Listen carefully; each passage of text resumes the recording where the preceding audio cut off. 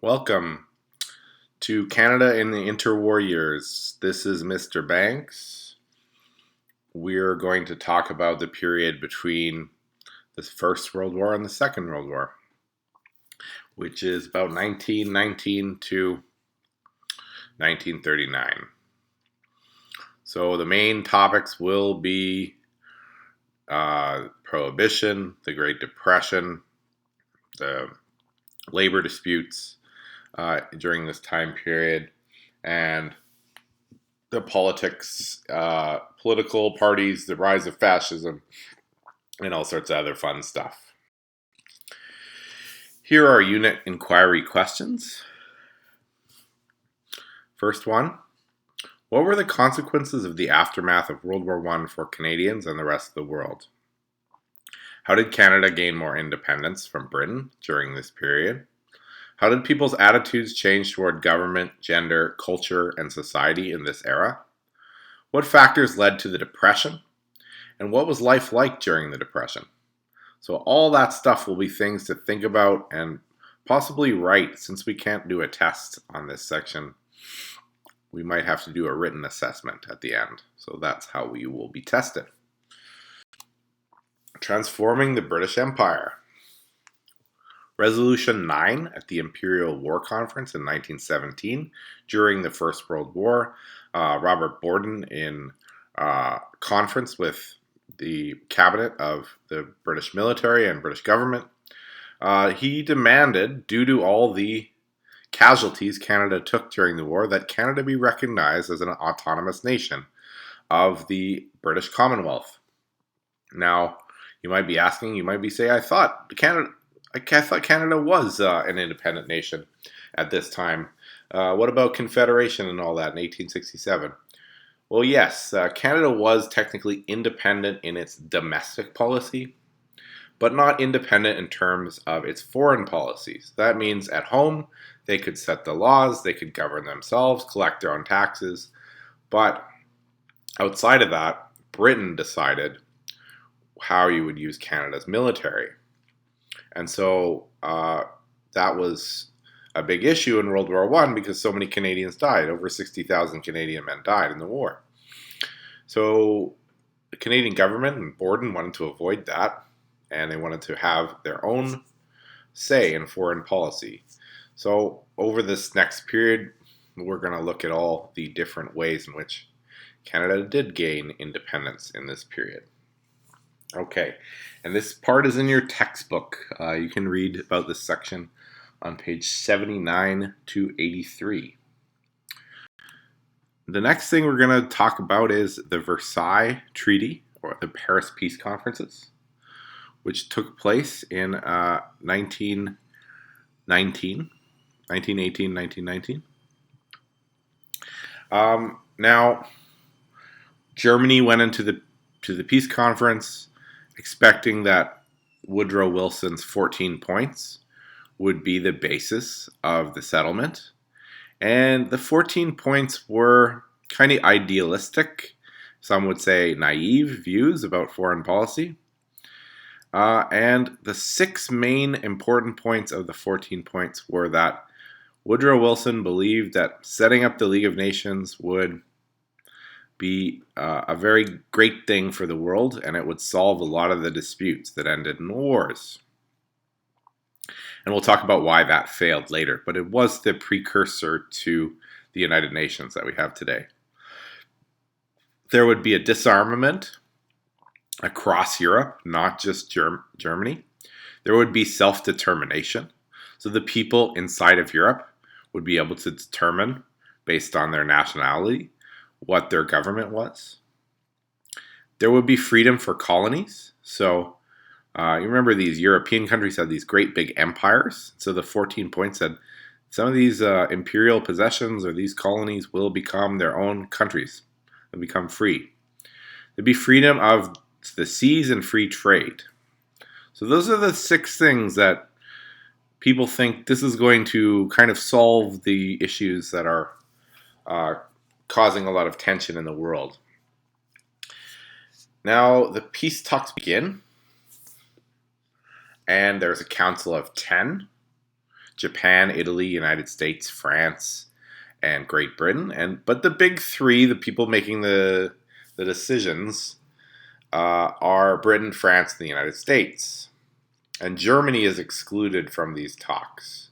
Okay, so the leaders of the big three are France, Georges Clemenceau. In America, as we said earlier, Woodrow Wilson. And in England, David Lloyd George.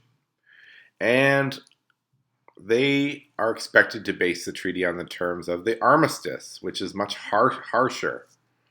And that would mean all sorts of punishments for Germany. And so ultimately, the treaty wasn't really based on the 14 points. It was actually very damaging to Germany. So I'll just go over some of the ways in which Germany was damaged by the treaty.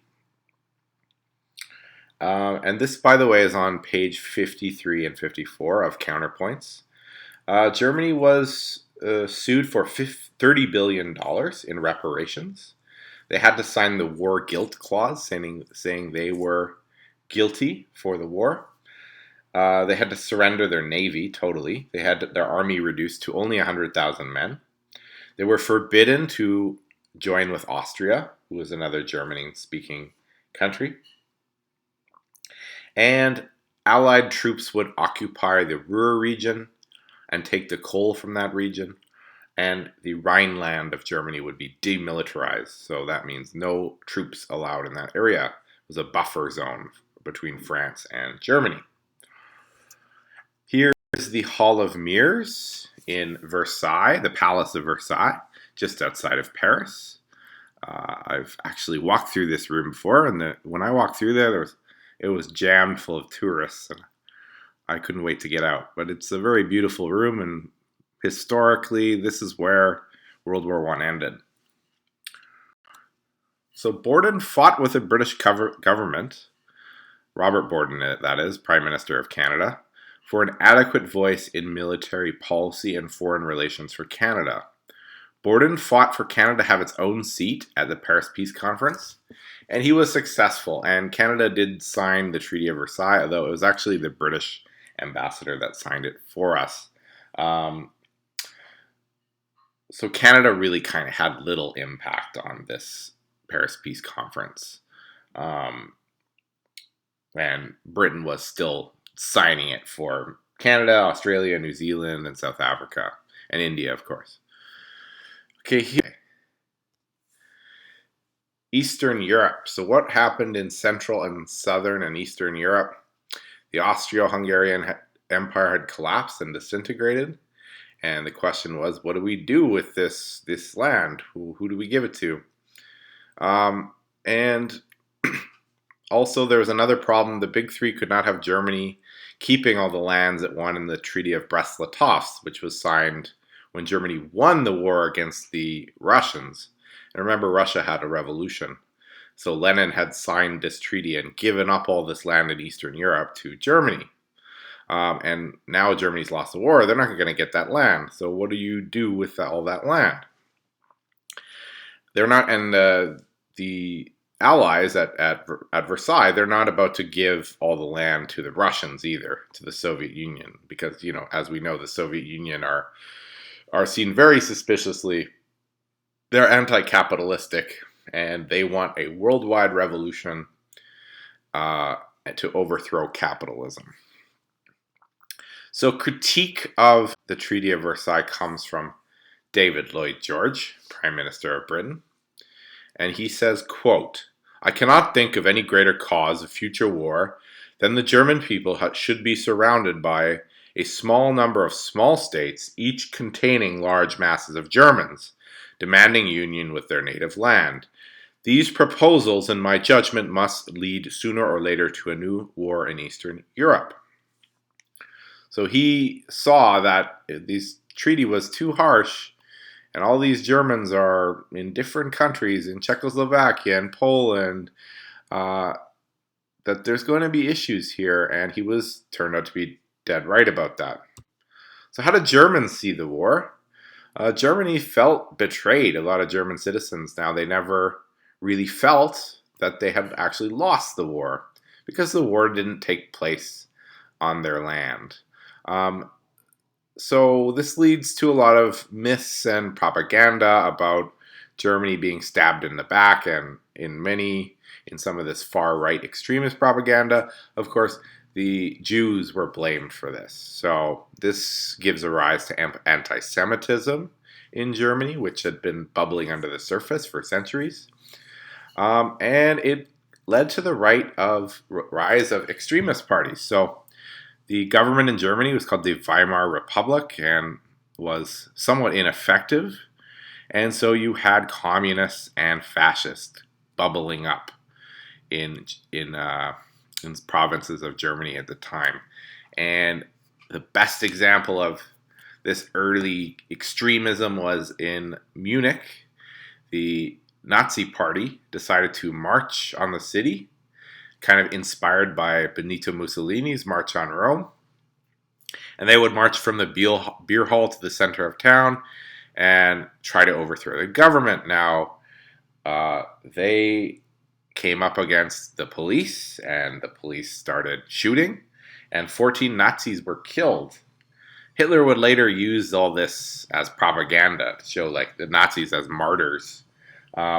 Hitler was arrested and thrown in jail, and over the next few years, he writes his book called Mein Kampf and tries to scheme ways in which he's going to take over German society in the upcoming years.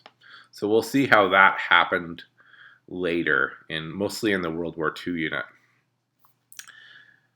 So Germany, as we know, they lost lots of stuff. They lost Alsace-Lorraine. They lost land to Poland, Belgium, and Denmark.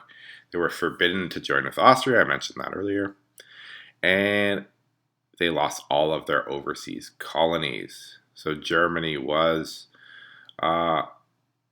really badly damaged economically by this, as well as actually the territory that they had taken. Okay, so the nations we talked about earlier now have national self-determination. Just to look at a map here, we've got Poland as a new country with the Polish corridor and Danzig given from the Germans to the Poles, and that would give Poland access to the Baltic Sea and also the Atlantic. And that would make them a more powerful country because they could ship in and out of their country. We see new countries of Czechoslovakia and Austria and Hungary and Yugoslavia all being constituted out of the Treaty of Versailles. I hope you have enjoyed listening to this. We'll continue very soon the next part of this PowerPoint. I'll talk to you guys soon. Bye.